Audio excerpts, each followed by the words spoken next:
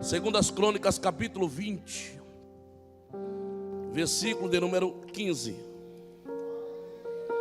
Segundo o livro de Crônicas, capítulo 20, versículo 15. E Jaziel disse: dai ouvidos todo a Judá, e vós moradores de Jerusalém, e tu, ó rei Josafá, assim o Senhor vos diz: não temais, nem vos assusteis por causa desta grande multidão, pois a peleja não é vossa, senão de Deus. Amém? Sente aí, por favor, meus irmãos. Aleluia. Escute aqui, eu tenho uma palavra de Deus para a sua vida nesta noite. O rei Josafá era um homem temente a Deus, servia ao Senhor, era um homem que buscava orientações de Deus, e estava no seu trono sentado, reinando, e de repente alguém chega e traz uma notícia para ele, preocupante, daquela apavorante, daquela que você perde a graça, perde o sorriso, perde a paz e entra em preocupação. Eu não sei se você já esteve em algum lugar, passeando, conversando, em um shopping center, almoçando com os amigos, e de repente o telefone toca e é uma notícia desagradável, que o sorriso some do seu rosto. Assim estava o rei, sentado, buscando a Deus, e de repente alguém chega correndo, trazendo uma notícia para ele preocupante. Diz: rei, está vindo uma grande multidão da além do mar, e juntaram-se em 3 exércitos: amonitas, moabitas e o povo da montanha de Seir. Considerado o pior povo da face da terra, homens maus, perversos, homens que não tinham dó de ninguém, destruía os homens, as mulheres, o moço, a moça, levava o ouro, a prata, o bronze e o metal, os animais, e deixava a nação em um estado de calamidade pública terrível. E a Bíblia vai dizer que quando o rei recebeu essa notícia, irmãos, ele teve um impacto que lhe causou medo. O que é medo? Medo é um bloqueio que nós temos na nossa mente quando a gente acha que o adversário que está nos afrontando é maior do que a nossa expectativa. Medo é quando você diz assim: pastor, ora por mim que eu vou fazer uma prova na faculdade, mas eu estou com medo, estou achando que eu não vou passar. Medo é quando você vai no médico e você vai dizer assim: eu vou fazer uma consulta, eu vou fazer uma cirurgia, mas eu estou com medo de que não dê certo. Medo é quando a gente deixa de acreditar no Deus que a gente serve, para entender que o obstáculo que está na nossa frente é maior do que a expectativa que Deus está sonhando para mim e para você. Mas eu entendo a visão do rei, porque nenhum homem que é ser humano, não existe esse homem que não tenha medo. Ele era tão grande, tinha exército ao seu redor, que poderia atingir ou atacar o adversário, porém ele disse: eu tenho medo, porque quem está comigo não tem condição de lutar com essa multidão que vem. E tem hora que Deus pega a gente e nos leva para uma situação que, por mais que a gente esteja cercado de pessoas, cercado de amigos, cercado de multidões, a gente se sente só. Se Deus não for conosco no meio do negócio, tudo dá errado.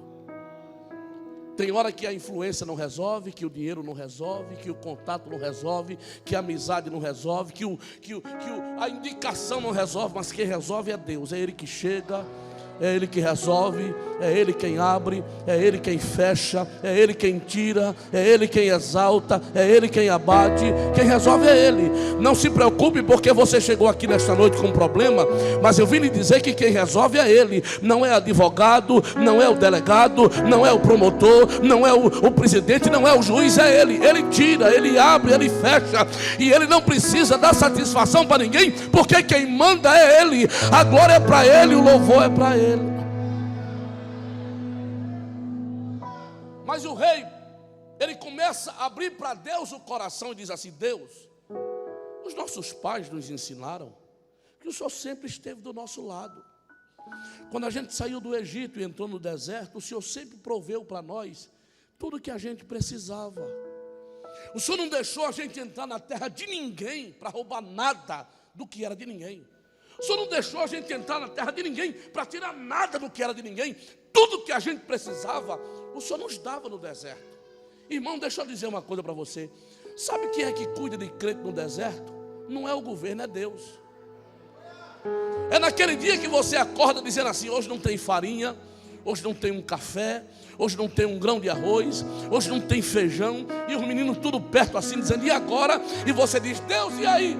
E Deus olha para você e fica calado. Sabe por que ele fica calado? Porque ele sabe onde é que está a solução do teu problema. Quem fica apavorado é você, Deus não. Tem hora que a gente fica nervoso, bate o pé e Deus só olhando para a nossa cara assim: calma. Você está nervoso porque quer. Calma, você está aflita porque quer. Calma, você está desesperado porque quer.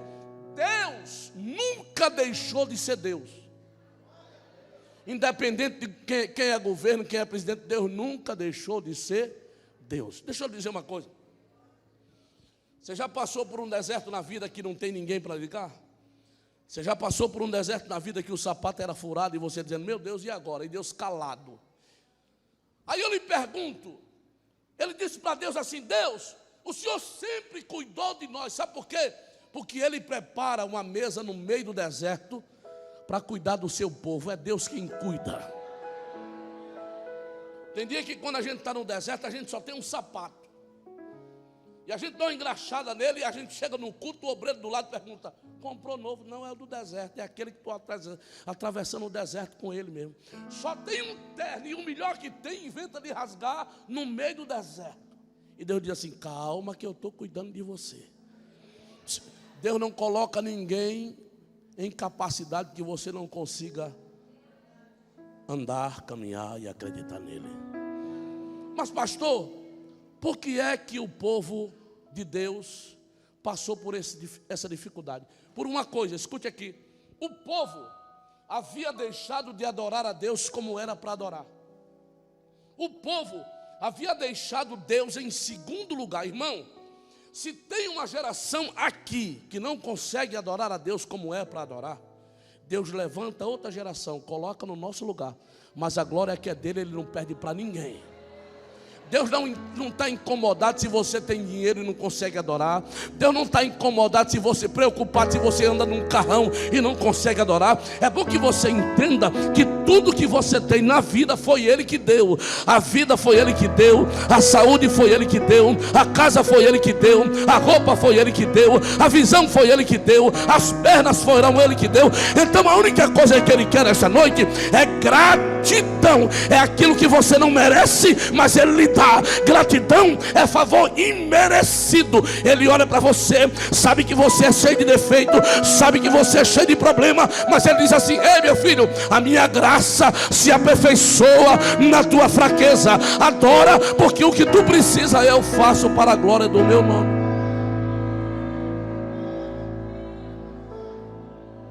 Você já parou para observar que um dia eu tenho andado esse Brasil e eu tenho me preocupado com a geração de hoje. A geração de hoje, em alguns lugares, estão deixando de vir para adorar. Quer ver uma coisa? Quando convoca um povo para um sacrifício, a maioria diz assim: eu não posso não. Convoca o povo para um jejum. Pastor, se der meio-dia, eu tenho que comer meio-dia e 5, porque dá um passamento, eu vou caindo. Irmão, eu nunca vi crente morrer de jejum. Ele morre de diabetes, ele morre de Covid, ele morre de qualquer coisa, mas de jejum. Agora tem uns camaradas que não aguentam nada.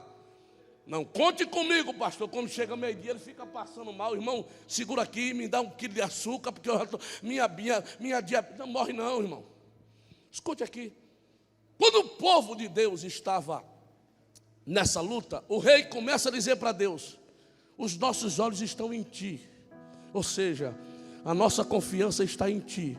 Ou seja, o nosso alvo está em ti, o nosso projeto está em ti, a nossa visão está em ti, a nossa confiança está em ti, porque é de ti que vem a nossa vitória, é de ti que vem a solução, é do Senhor que vem a bênção que a gente precisa. A gente não está olhando para ninguém, a gente está olhando para o Senhor. mas foi os nossos pais que nos ensinaram a depender do Senhor. Eu estava falando ontem em uma determinada cidade aqui do Pará, e eu disse uma frase que vou dizer aqui. Você já parou para observar se Deus fosse cobrar da gente o que Ele já nos deu? Por exemplo, todo mundo que está aqui que enxerga bem, Deus nunca chegou para você e disse: ei, paga uma taxa pela visão que, que eu te dei de graça. Paga uma taxa pelo oxigênio que eu te dei de graça. Paga uma taxa pelas perninhas que tu tem, que tu dá um reteté na igreja. Deus nunca cobrou isso. E tem crente que vem para a igreja todo inchado, não fala com ninguém, não cumprimenta ninguém, não adora o Senhor. Ele entra mudo e sai calado. Ele esquece que aqui, lá na sua casa não, aqui é lugar de gratidão, aqui é lugar de adoração, aqui é lugar que você chega com um problema e volta com solução.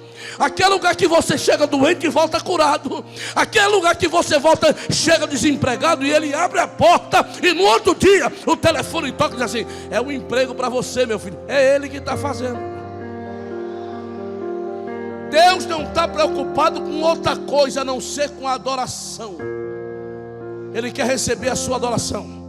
Eu não consigo entender, pastor Ari, como é que tem crente num culto desse que ele parece a estátua da liberdade. Ele entra mudo e sai calado. Ele não consegue cantar o hino da harpa, ele não consegue adorar, ele não consegue dar um glória, ele não consegue levantar a mão, ele já não chora mais, ele não está lenço para a igreja. Ele vem para cá, mas o corpo ficou lá fora. Mas aqui é o lugar onde você veio adorar, aqui é o lugar onde você veio glorificar.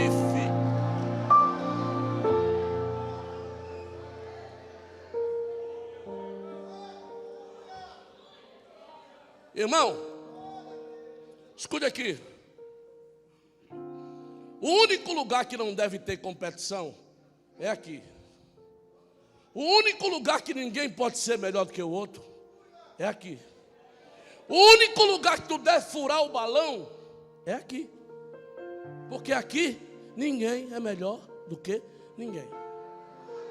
Você quer ver uma coisa? Nessa época aqui, o povo estava desunido. Só ia adorar a Deus quando queria, só glorificava a Deus quando queria. Está parecendo umas igrejas de hoje, que eu ando por aí, que quando tem gente cantando, tem umas irmãs que ficam olhando para o ar-condicionado, mas ela diz assim: eu não vou com a cara dessa regente, quer saber, se depender de mim eu não canto. Você esqueceu que isso aqui é uma arca. Na arca ninguém é melhor do que ninguém. Você quer ver uma coisa? Olha para mim aqui. Um dia Deus chamou Noé e disse: Noé, eu quero que você confeccione uma arca. Como é, Deus? Mas eu vou lhe ensinar. Anota aí. Noé, eu acredito, Noé pega um papel e começa a anotar a planta. A altura, largura, comprimento, tamanho, peso, madeira, compartimento de cima, compartimento de baixo, a porta do meio, a janela de cima. Quando estiver pronto eu venho olhar. Noé começou a confeccionar a arca. E todo mundo que não... Porque, irmão, tem hora que a gente está reunido, a gente está perto de gente que pensa que é crente, mas é pior do que isso. Porque tem gente tem coisa que a gente está querendo fazer e tem alguém dizendo assim: vai dar certo não. Se fosse você eu não fazia não. Se fosse você eu não adorava não. Se fosse você eu não se dedicava assim não. Ei, não dê ouvido para quem não tem credibilidade, irmão. Não perca seu tempo com quem não merece, irmão. Tinha um monte de gente falando em Noé construindo a arca. Um dia Deus chega lá e diz: ei, Noé, eu vim dar uma olhada. Quando ele olha e diz: rapaz, tu botou para quebrar. O senhor gostou? Gostei. Vamos imaginar que Deus deu para Noé o poder de ele trazer de lá para cá os animais. Foi Deus quem trouxe. Mas vamos imaginar que Deus disse assim: Noé, vai lá buscar. Logicamente, Noé ia pegar uma corda. E ele ia com a cordinha, dando uma de Indiana Jones. Quando ele chegasse lá no meio do pasto, ele ia encontrar um hipopótamo pesado. Não é? Funciona não. Tu não está vendo que com essa corda tu não vai puxar ele? É pesado. Está no charco da lama. Não funciona assim. Não é assim não. E como é? É com a palavra. como é? É com a palavra, Noé. É com a palavra. É com a palavra. Fala com ele. Seu hipopótamo, pai do senhor, tudo bem? O senhor é grande, o senhor é pesado, mas o senhor está na lama. O senhor é grande aí, mas está na lama. O senhor está vendo aquela portinha ali? Isso aqui vai encher tudo de água. Ó, o senhor é grande, o senhor é pesado, mas não vai nadar a vida toda. Quer um conselho? Murcha a bola e entra na arca. O hipopótamo ia dizer assim: quem mandou? Deus. Foi ele que mandou? Foi. Então não toca nem em mim, eu vou entrando na arca. Lá vai o hipopótamo entrando de arca dentro. Escuta aqui. Noé dá uma volta, encontra um leão. Noé, não, Deus, isso aqui dá. Não é. Esse bicho chama-se leão. Chamam ele aí como o rei da selva. Ó, ele é tão bravo que se a corda bater na testa dele, ele come tu e a corda. Dá uma palavra: seu leão, pai do senhor, eu sei que o senhor é valente, sei que o senhor é brabo, eu sei que o senhor come carne, sei que o senhor não leva desaforo para casa, mas só tem um problema: se quiser ser salvo, a porta da arca. Quem mandou? Foi Deus. Foi. Então ninguém põe a mão. Noé dá uma volta e encontra uma cascavel no meio do caminho, uma cobra. Noé não põe a mão, é pequenininha, mas se morder você, você morre. Dona Cobra, pai do senhor, eu sei que o veneno da senhora está na língua, mas é o seguinte: para mudar a sua história, só a porta da arca. Ou entra lá ou morre afogada. Foi Deus que mandou? Foi. Noé dá uma volta no meio do pasto, encontra uma girafa, pescoço grosso, nariz empinado, só come na polpa da árvore. Ei, não baixa para ninguém, acha que o peso dela é melhor do que o dos outros. Dona Girafa, Noé não joga corda, que o pescoço dela eu já fiz alongado, porque ela é grande mesmo. Mas fala com ela: baixa a patente, baixa o pescoço, te humilha e entra na arca.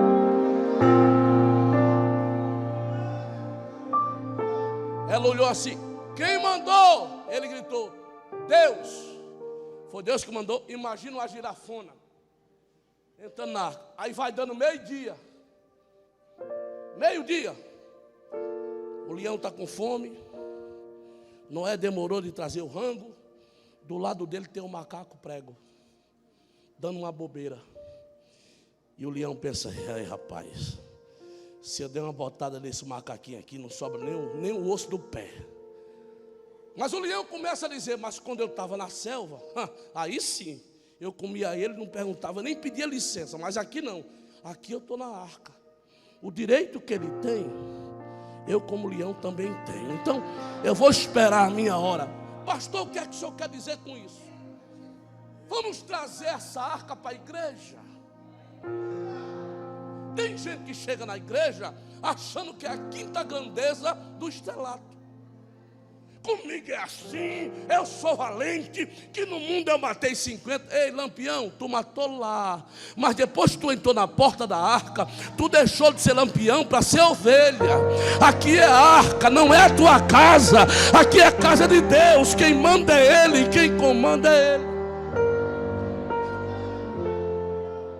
Pastor, o que é que o senhor quer dizer com isso? É que aqui na arca, lá fora tem briga, lá fora tem confusão, lá fora tem competição, lá fora um quer ser melhor do que o outro. Aqui não, na arca todo mundo está no nível de Deus. Não existe grande, o grande aqui é Ele, porque a glória pertence a Ele. Levanta a mão aí se tu crê nisso e adora o Senhor.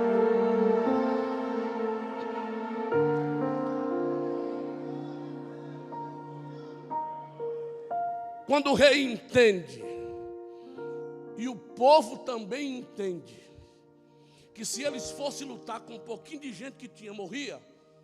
O povo chegou para o rei e disse: é para fazer o quê? O rei disse: ninguém come.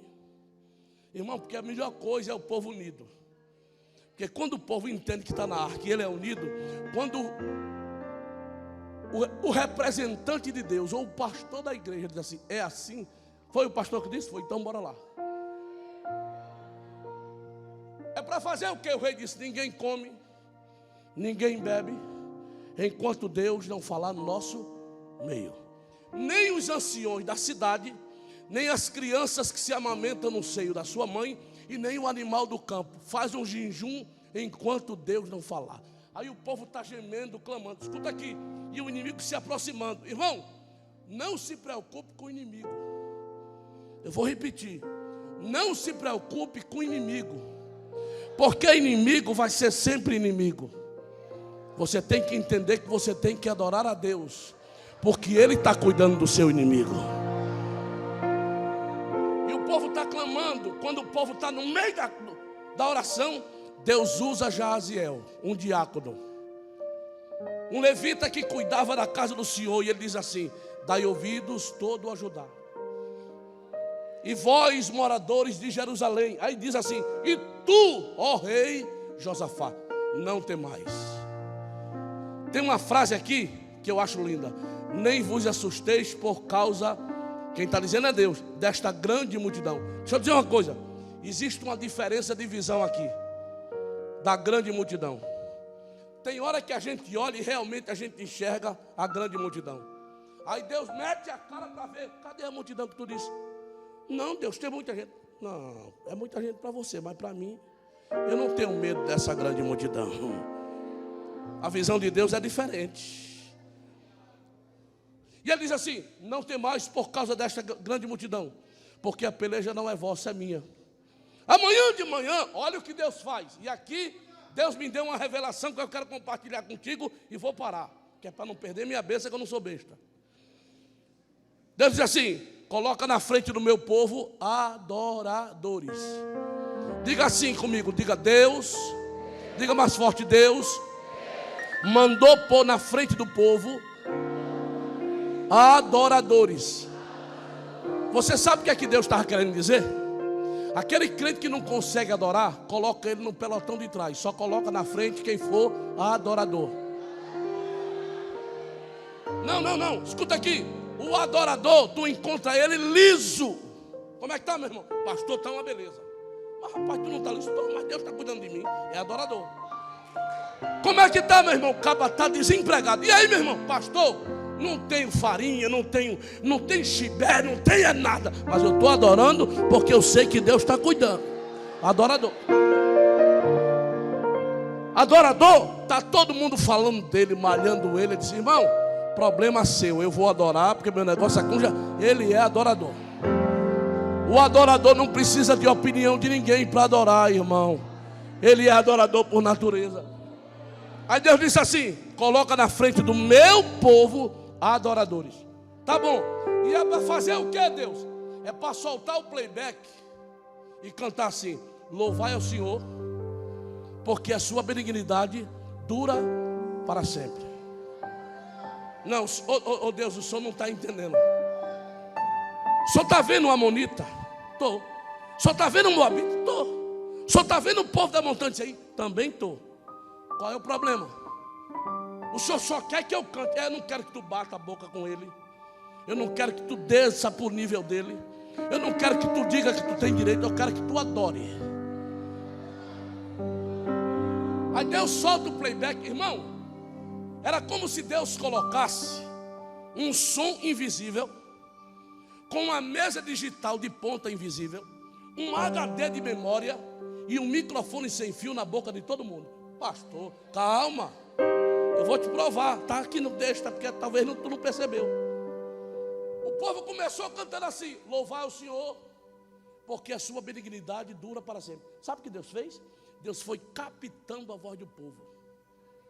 E o povo cantando, só rodando, não discute com ninguém. Canta, e o povo: louvai ao Senhor, porque a sua benignidade dura para sempre. E Deus montando um som. Deixa eu te dizer, mostrar um negócio aqui que todo mundo tem: celular.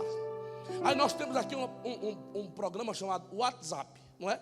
Aperte o seu celular, abre o seu WhatsApp e aperte e não fale. Alguém do outro lado vai dizer assim: não veio voz não. Por que não veio voz? Porque tu não falou. A mesma coisa é crente que chega na igreja com cara de quem chupou meia dúzia de limão e não consegue adorar a Deus. E Deus dizendo: adora que eu restauro a tua casa, adora que eu salvo o teu marido, adora que eu curo a tua enfermidade, adora que eu abro a porta de emprego, adora que eu saro a nação, adora que eu faço um milagre acontecer na tua vida. A única coisa que Deus faz, aleluia, para o teu milagre chegar é a tua adoração. Quem vem adorar a Ele aqui, levanta a mão e dê um brado de glória. O povo começou a adorar. E Deus vai captando o som. Deus vai captando o som. E quando o som chega no nível que Deus queria, Ele vai na mesa que Ele trouxe, que eu não sei onde é que estava, e aumenta o volume. Você sabe o que aconteceu? O soldado do Amonita, Moabita e Montante, estava tudo junto, tudo apontando: não, eu vou derrubar aquela irmã bem aqui, ó. Aí ele começa a ouvir: louvai ao Senhor, porque a sua benignidade dura para sempre. Irmão, não foi ninguém que falou, foi eles. Eu estou ouvindo um barulho. Se ele estava ouvindo esse barulho, Deus gravou esse som em algum HD celestial. Diga amém. Por que é que tu chega na igreja e não consegue adorar? Se tu depende do Deus que cura, se tu depende do Deus que salva, se tu depende do Deus para pôr o pão na tua mesa, se você está vestido hoje é porque Ele abriu a porta e Ele deu dignidade. O povo começou cantando, Deus solta o som e eles começam a dizer: eu estou ouvindo um barulho de um grande exército. Aí parece que eu vejo Deus bem na divisa dizendo assim: canta, porque eu vou entrar lá no arraial deles. Enquanto você canta, eu vou fazer o milagre chegar na tua vida. Canta. E o povo começou a adorar. O povo, quem veio adorar aqui? Levanta a mão. Quem veio adorar? Quem veio adorar? Se você adorar a Deus como é para adorar, Ele vai entrar com providência naquilo que você precisa. Se é restauração, vai ter restauração. Ah, pastor, eu cheguei aqui doente, Ele vai te curar esta noite. Ah, pastor, eu estou desempregado, Ele pode abrir a porta de emprego nesta noite. Mas adore a Ele, porque Ele veio receber a sua adoração.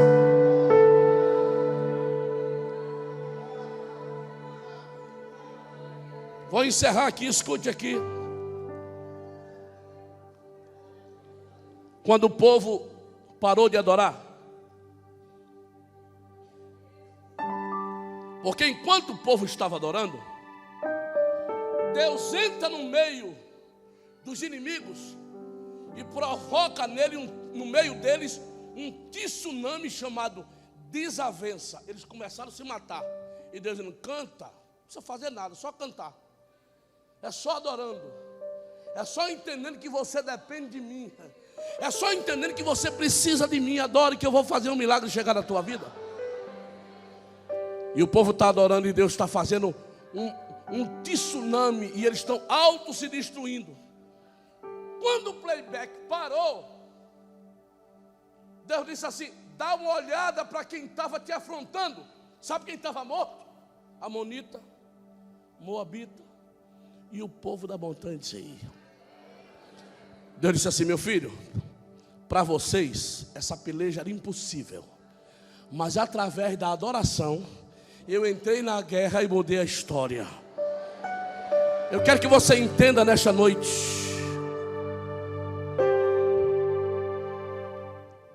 que Deus só faz o milagre quando a gente entende que a glória não é para a gente, é para Ele.